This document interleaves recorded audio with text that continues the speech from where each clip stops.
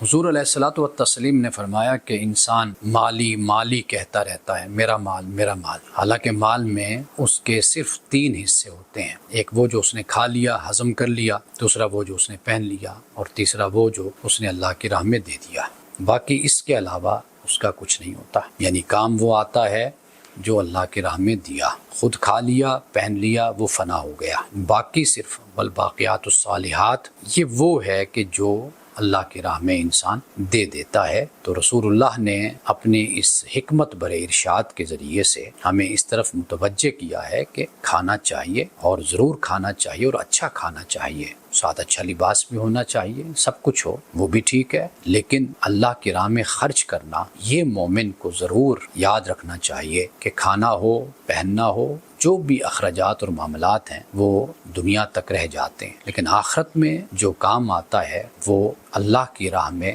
اللہ کے بندوں کے لیے، اللہ کے مخلوق کے لیے خرچ کرنا ہی کام آتا ہے۔